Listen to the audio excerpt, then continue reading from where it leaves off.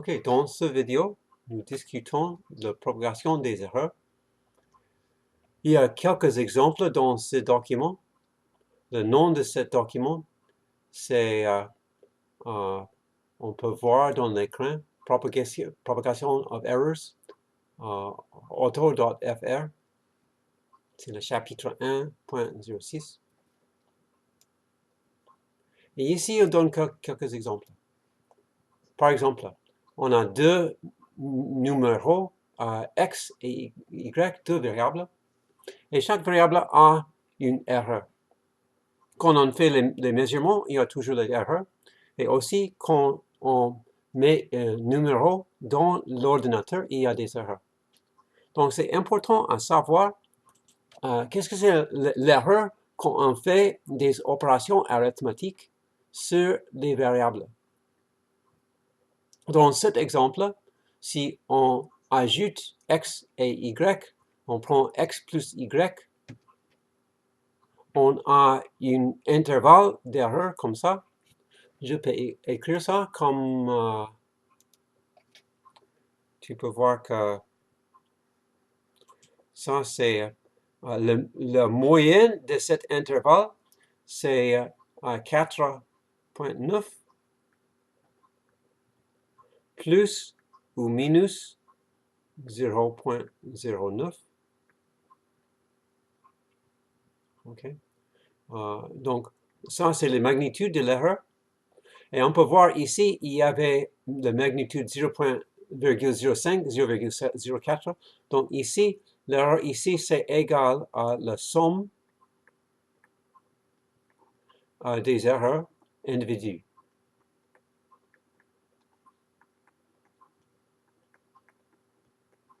Okay. On a le cas comme ça où on prend la somme de deux variables.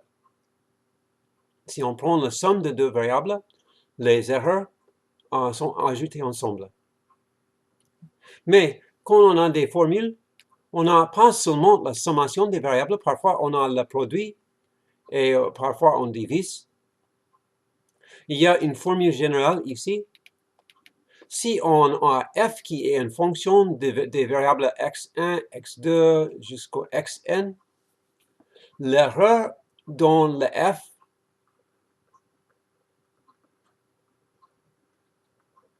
c'est une fonction des erreurs de x1, x2, etc. Okay. Ici, on a un exemple. On a la quantité epsilon. Et c'est une fonction de f, h et e. Et nous voulons savoir l'erreur dans le epsilon comme fonction des erreurs de f, h et e. F, h et e sont des measurements pratiques, et toujours les measurements pratiques ont des erreurs. Donc ici, on a l'erreur dans le f, ici, on a l'erreur dans le h, ici, on a l'erreur dans le e. Okay? Donc, si on emploie cette formule ici, ça c'est le dérivé partiel de f par rapport à x1. Ça veut dire quoi? Dans l'expression de f, on prend le x1 comme variable et tous les autres variables comme constants. Par exemple, dans cette expression ici, on a f sur h carré e. Quand on prend le d de f, dérivé partiel de cette expression f sur h carré e, dans ce cas, on prend le h et le e comme constant et la seule chose qui varie, c'est le f. Donc, cette dérivée me donne 1 sur h carré e. Okay. Et pour prendre la dérivée de h et, par rapport à h et e, le résultat c'est similaire. Le résultat final pour les trois dérivés sont ici. Donc, je veux écrire ça en manière un peu différente. Nous avons vu ici que epsilon, c'est f sur h carré e. Donc, la quantité ici, ça c'est la même chose que epsilon divisé par f. Okay. Ici, on a cette chose ici. Ça c'est la même chose que moins 2 epsilon sur h. Et ici, ça, c'est la même chose que moins epsilon sur E. OK? All right. Donc, ce cas, je vais employer, au lieu de ces expressions, je vais employer les expressions ici. Ça, c'est la même chose que la première valeur absolue. C'est la même chose que valeur absolue. La première partie ici, c'est epsilon sur f. Donc, je peux changer ça comme epsilon delta f. Et dans le dénominateur, c'est f. Okay, ça, c'est le premier terme. Le deuxième terme, je prends le 2 en dehors. Et j'ai ici, ça, on a le epsilon sur h et le delta h. So, j'ai epsilon delta h sur h. Et finalement, j'ai la valeur absolue de epsilon sur E. Je vais changer ça un peu. Epsilon delta E sur E. OK? Donc, mon expression pour delta epsilon, c'est une sommation de 3 termes. Et si je divise les deux côtés par valeur absolue de epsilon, ça me donne le résultat suivant. Delta E, pardon, ça c'est une erreur. Ici, c'est pas delta E, ça doit être delta epsilon. C'est une erreur dans le texte. Okay. Donc, je vais diviser les deux côtés par valeur absolue de epsilon. Donc, j'ai delta epsilon sur valeur absolue de epsilon égale à delta f sur f plus 2 delta h sur h plus delta E sur E. Okay.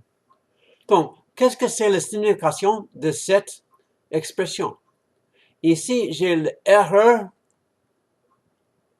relative, de epsilon. Ici, c'est l'erreur relative de f. Ici, le delta h sur valeur absolue h, c'est l'erreur relative de h. Ici, j'ai l'erreur relative de E. Donc, l'erreur relative de le résultat, c'est égal à la sommation des erreurs relatives de chaque variable dans l'expression. Okay. Pourquoi il y a un 2 ici? Il y a un 2 parce que ici, j'avais le h carré. N'est-ce pas? J'avais le h carré ici. Ça, c'est la même chose que f, je peux écrire comme ça, f fois h inverse fois h inverse fois epsilon. Donc, epsilon inverse. Donc, il y a deux facteurs de h. Donc, ici, on a le 2. On peut voir aussi si on a, ça c'est le f sur le numérateur, ça c'est le h dans le dénominateur. Pour l'erreur relative, ça ne fait rien. On ajoute, en toute façon, on ajoute les erreurs relatives. Donc, en sommaire, si on a un terme qui est un produit des variables, pour l'erreur relative du résultat, ça c'est égal à la sommation des erreurs relatives des variables dans le terme. Mais c'est important que ça c'est une multiplication ou bien multiplication et division des variables. Okay. Le dernier exemple, on a ici un résultat qui est la différence des deux variables. Et nous voulons voir qu'est-ce qui se passe ici. Dans ce cas, il a pris un exemple comme ça. X et Y sont deux valeurs très très proches. X c'est à peu près 2, Y c'est aussi à peu près 2, c'est un peu différent. Si on prend X moins Y, et on veut prendre l'erreur relative, on trouve un résultat comme ça. Ça, c'est une erreur énorme. Okay? Ici, ça, c'est 0.001. Ça, c'est la même chose que 0,5%. Ici, l'erreur dans le Y, c'est 0,5%. Mais pourquoi, quand on prend la différence des deux, on a une erreur relative qui est énorme par rapport aux erreurs relatives originelles? C'est parce que X moins Y, la valeur, c'est très petit. Il y a la plupart des valeurs, avec la plupart des valeurs, il y a la cancellation. Okay. Donc, c'est pourquoi l'erreur relative, c'est très grand. Donc, je vais vous démontrer une feuille de calcul dans laquelle je démontre les 2 points ici, que l'erreur relative d'un terme multiplicatif et on prend la somme des erreurs relatives des variables et je vais aussi illustrer ce phénomène quand l'erreur relative d'une différence de deux valeurs est très grande par rapport aux erreurs relatives originelles. Okay. Bon, pour maintenant, c'est fini.